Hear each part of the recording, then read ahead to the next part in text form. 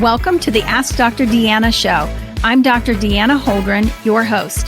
Join me weekly as I cover various health-related lifestyle medicine topics that you get to request. This show is for anyone who wants to proactively improve their health position. I hope you enjoy the show.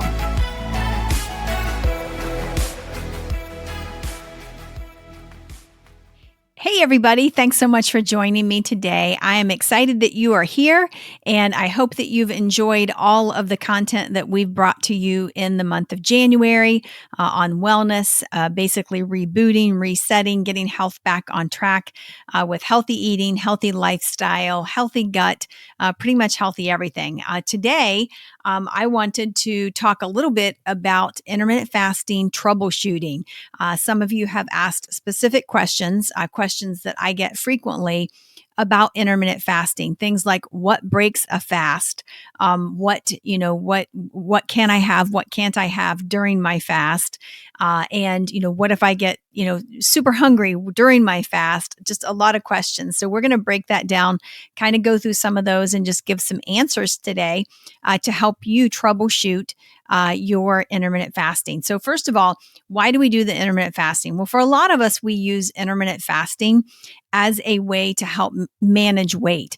It basically helps to reverse insulin resistance. It does help by making our cells more sensitive to the insulin that we're producing. And so we have utilized this as a very, very powerful tool for weight loss, but we also have utilized it as a powerful tool for metabolism.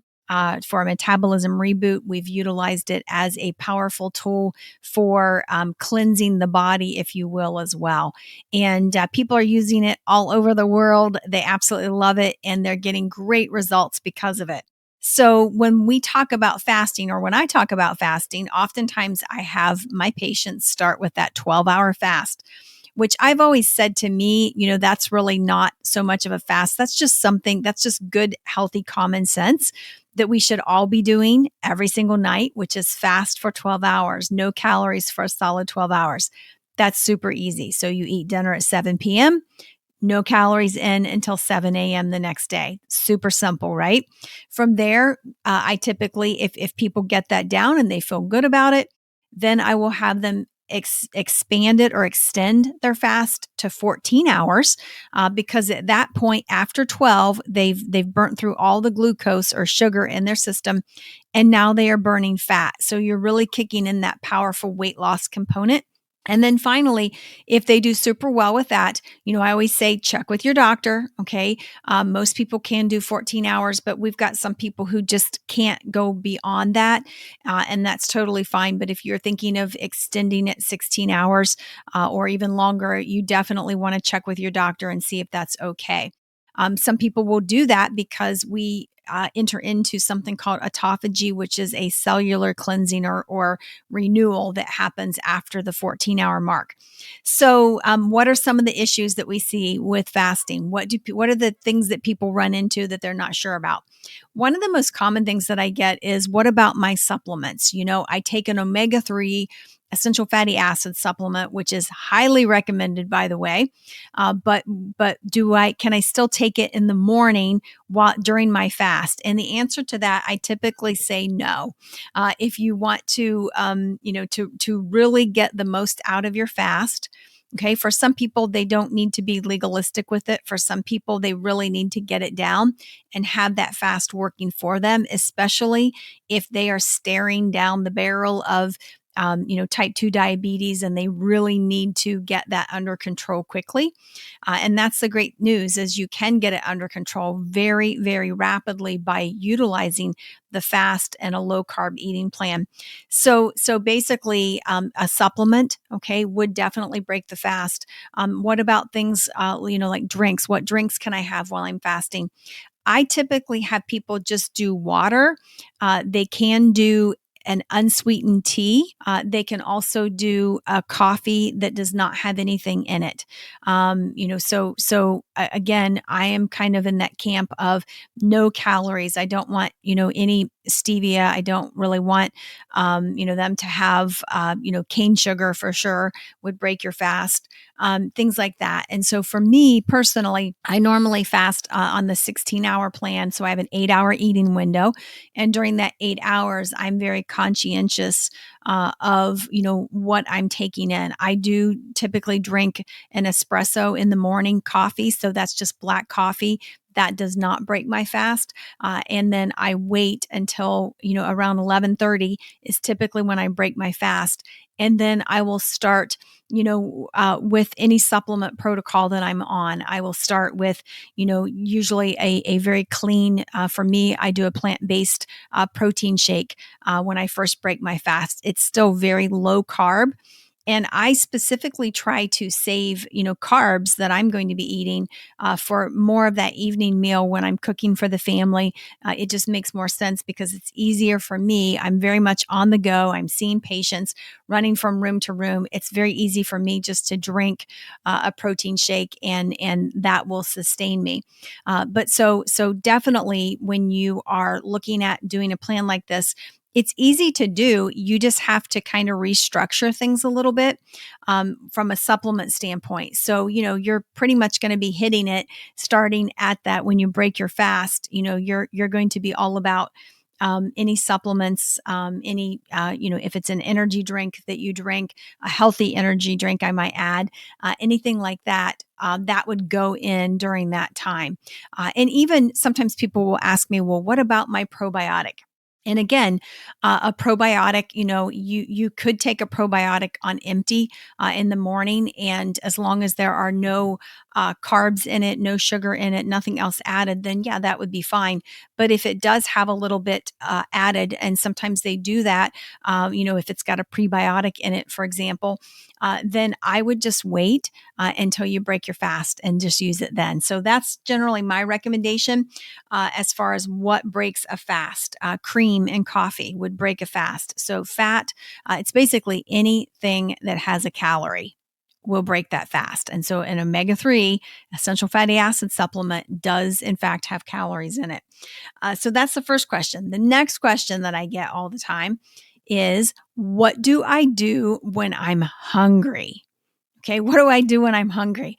And this is an interesting one. So, one of the things about fasting, especially if you're doing a 16-hour fast, you want to think about that last meal that you have, or the last thing that you eat, and you want to make sure that you're eating something healthy, that you're including be sure to include a good healthy fat in there. Maybe a half of an avocado, for example. Healthy oils, that you're cooking with or whatever. So you want to make sure that you are well-rounded, and that you are including some fat, because that's going to help you to feel full. And typically what I have found is, if you're mindful of what you're eating and you're not carb loading, you'll do fine to fast for the full 16 hours. If you were eating a lot of carbs, especially simple carbs, you're going to be hungry the next morning. Okay. You are definitely going to feel that, because that is messing with your blood sugar. It's messing with insulin levels as well, driving those insulin levels up. And then when the insulin level is high, you're going to have a crash, and you are going to feel hungry when you have that crash. So it's best to keep things in moderation. That's why if you stay low carb, you'll be fine the next morning. You may start to feel hungry. It's not uncommon for me to start to feel hungry around 10 o'clock in the morning. And what I found is, if I just work through it, I'm busy. I'm in the middle of seeing patients. Typically I'm on the go. I don't really have time to eat then anyway. And, I don't break until 11:30. And so it just passes. And typically what's happening there when it passes is, our bodies, we have stored fat. I have stored fat. My body is going to find some fat and break it down and use it as energy. And then that hunger sensation will actually go away. So it's not necessarily a bad thing. Okay. So, and you can work through it. I tell myself all the time, hey, it's okay. Your body's going to find something somewhere. Okay. And it's going to break down some fat, make some energy, and we'll be good to go. Just work through it.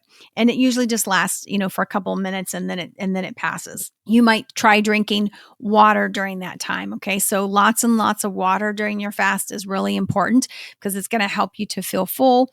It will help with that kind of hunger sensation as well. So that would be a good thing to do if you like tea. And if you think, well, I have to have a sweetener in my tea or whatever, there are plenty of teas out there that without any sweetener in them at all taste great. There's some green teas that have kind of a minty flavor. So it's just kind of a natural, taste to it or whatever, that has a natural sweetness, but there's nothing added into it. That would be something you could do. Any kind of tea, again, that just doesn't have any additives, no sugar or anything added in there, because that will break the fast. And then finally, one of the other things that people run into oftentimes that will get them into a little bit of trouble is inconvenience. Okay. It's just not convenient for me to fast or whatever. What? I think it's the most convenient thing. It's super easy. Okay. I know a lot of times, I try to do my 16-hour fast during my work week, and then I'm a little more lax about it on the weekend.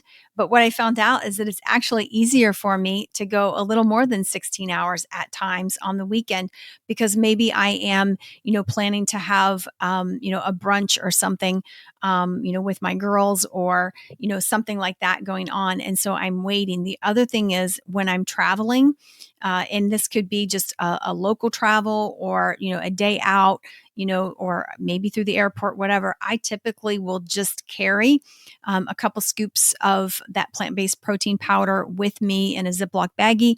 I just simply have to find a bottle of water and have a shaker cup, which is usually in my backpack or thrown in my car or whatever, and I'm good to go. So to me, it's incredibly convenient.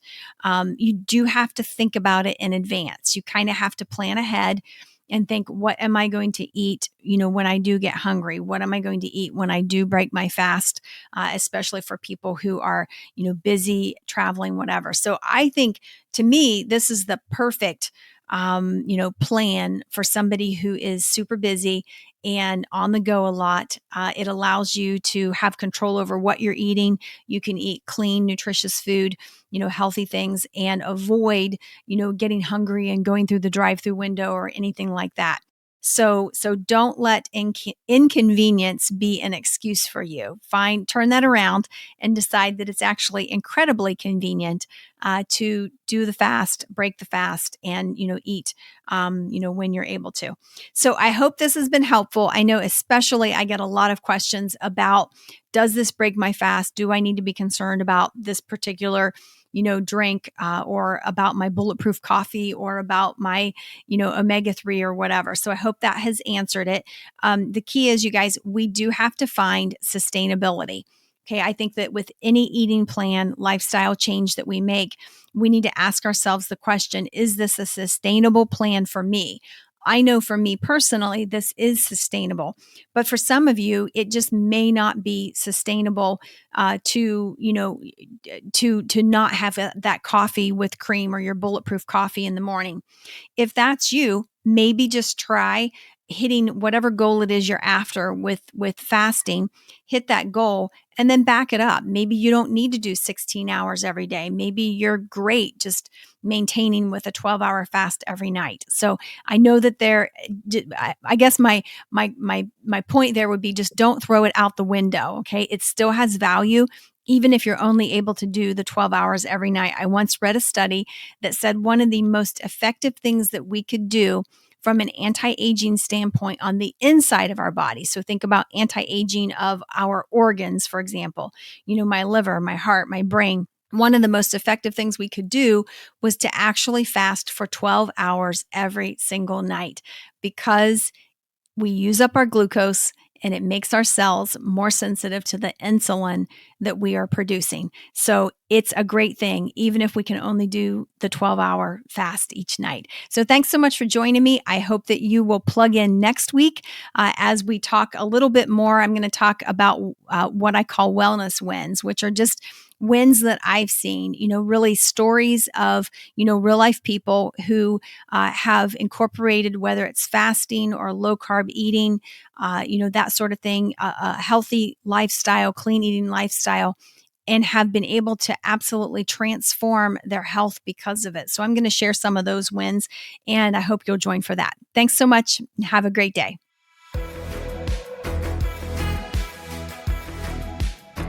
I hope you enjoyed that episode. For more information, visit me at deannaholdren.com. Find me on Facebook, Instagram, and Twitter at Dr. Deanna Holdren. I really want to hear from you, so message me. I love taking your messages and creating topics from them. Please rate, review, subscribe, and share my show with those who have an interest in health and wellness. Thank you for tuning in, and see you next week.